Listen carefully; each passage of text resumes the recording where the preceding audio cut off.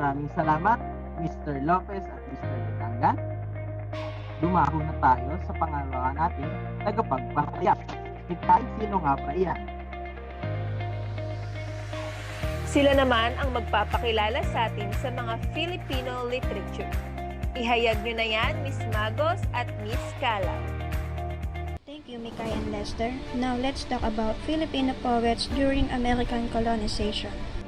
First is Amado V. Hernandez, National Artist for Literature, 1973. Amado V. Hernandez was born on September 13, 1903 at Hagonoy, Bulacan, but grew up in Tondo, Manila.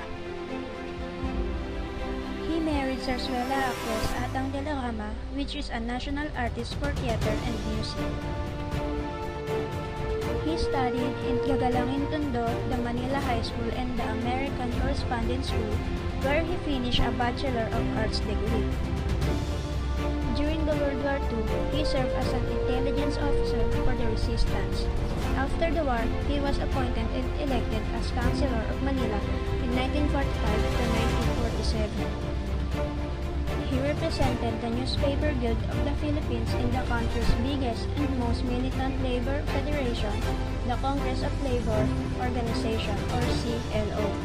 Hernandez was arrested on January 26, 1951 on the suspicion that he was among the leaders of the rebellion. It was while he was in prison that he wrote his most notable works, Isang Dibang Langit, which later won a Republic Cultural Heritage Award. Hernandez continued to write and teach after his acquittal.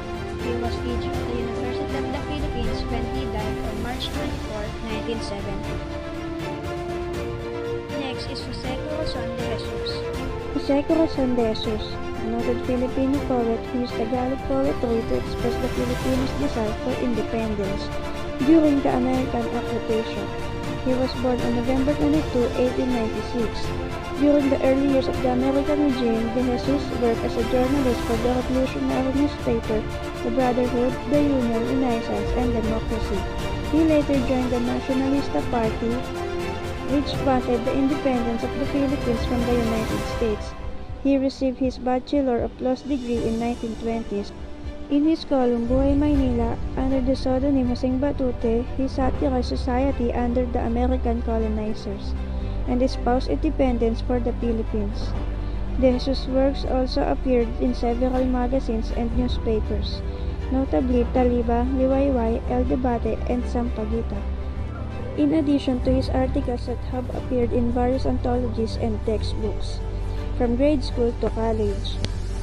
De Jesus was also known as King of Balagtasan, as he was acclaimed winner of the showdown in debate in 1925.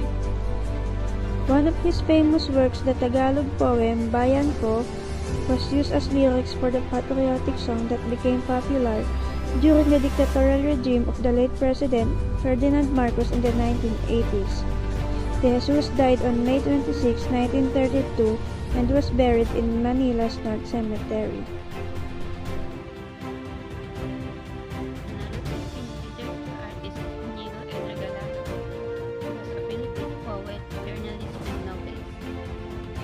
Was one of the powerful bosses in the newspapers and magazines during the first part of the 1900s. It was during this time when the golden age of the Tagalog novel started.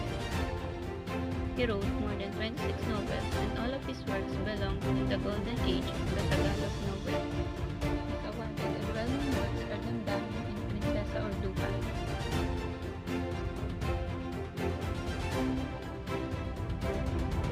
The following are Inigo and Regalado's novels from 1909 to 1933.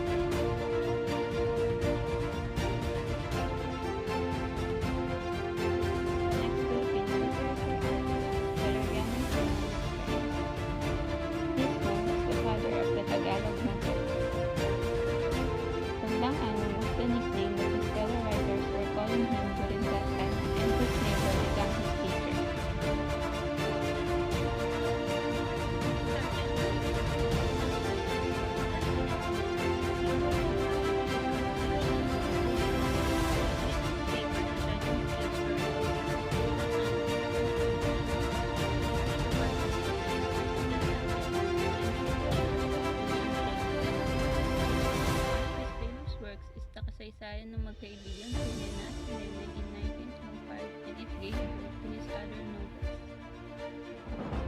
Here are the famous works of Valeriano Hernandez Peña from 1899 to 1920.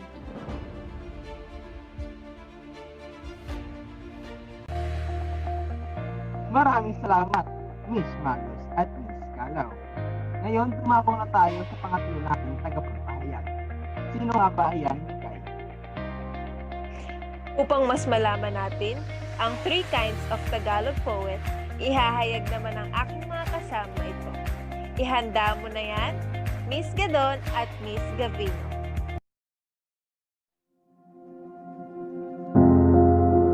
Three kinds of Tagalog poet. First is poet of the heart or makata ng puso, poet of the life or makata ng buhay, poet of the stage or makata ng tanghalan. Let's proceed to the people who contribute makata ng puso. Lope K. Santos.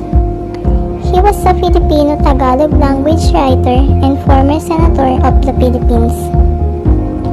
He is known as the father of grammar or ama ng balilinang Pilipino. His famous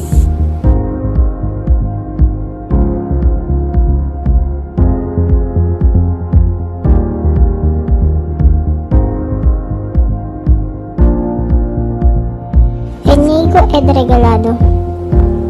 He was one of the powerful voices in newspaper and magazine during 1940s. He was one of the Filipino poet, journalist, and novelist.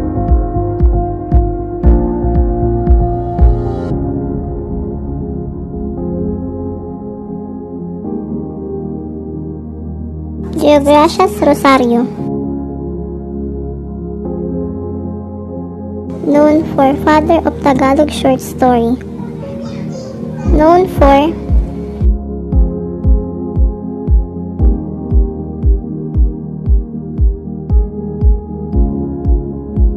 Ildefonso Santos.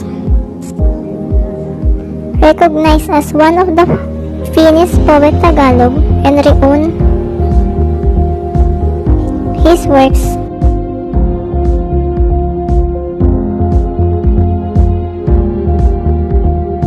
Amado Hernandez, a Filipino writer and labor leader known as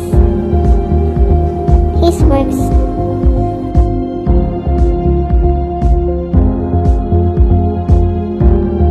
Emilio Mark Antonio, poet and fictionist, Prince of Balagtasan. His works. Let's proceed to the people of life. Jose Corazon de Jesus, pen name, known for his works. Florentino Colliantes was a Filipino poet, show interest in Tagalog literature. His works.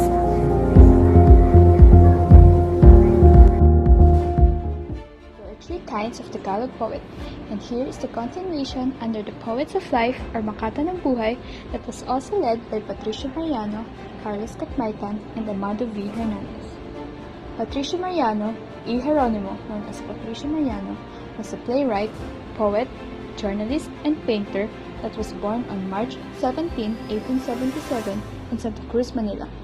Mariano worked at the typography and stereography shop supervised by Jose Dizon, a Katipunan leader. He joined fellow Filipinos in the outbreak of the revolution in 1896.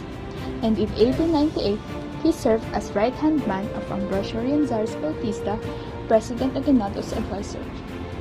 His best novel entitled Ang Anak ng Dagat o Silay ng Liwanag, ang dulang may pasimula at 3 yugto ng pawang tula. Carlos Catmaytan.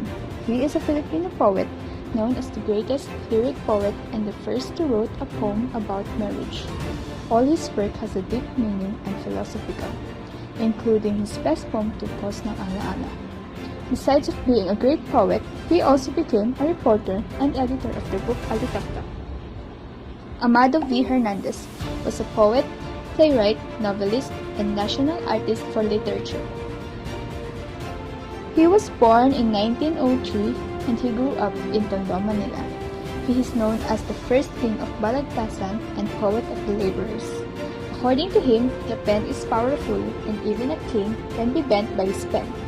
His masterpiece is ang Pantay. These people are known as the poets of life. So now, let us move on to the last kind of Tagalog poet, which is the poets of the stage or Makata ng Tanghalan.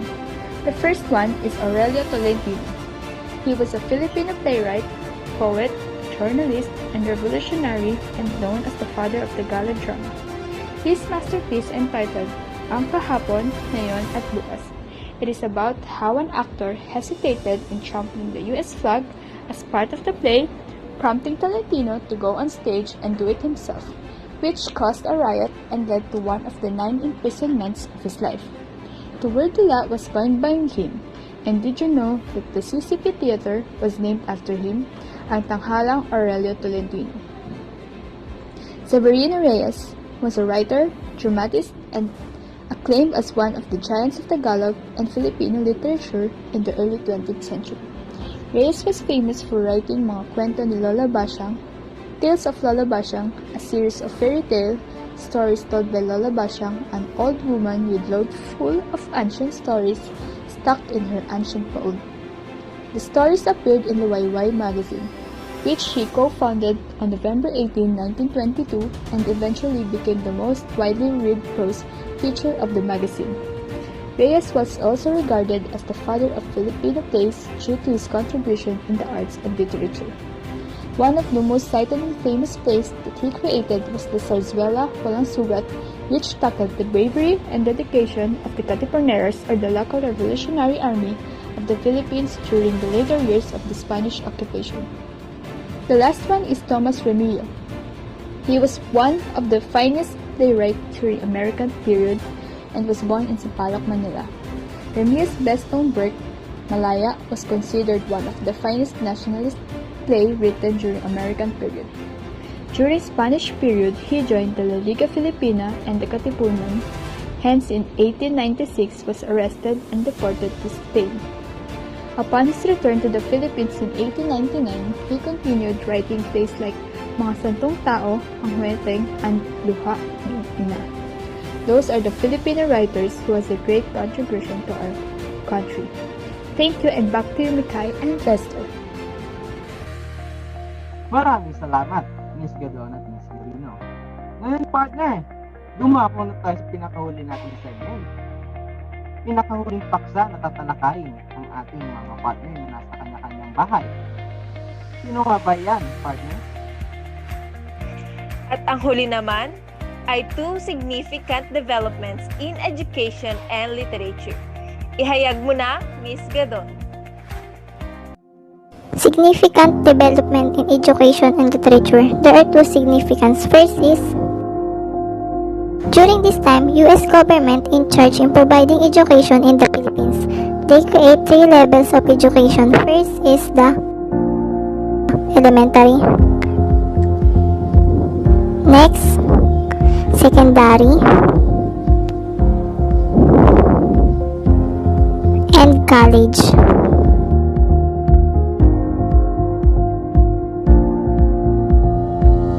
Medium of communication. Over the 20th century, U.S. established the domination of English as a world language. Maraming salamat ulit, Miss Gadon.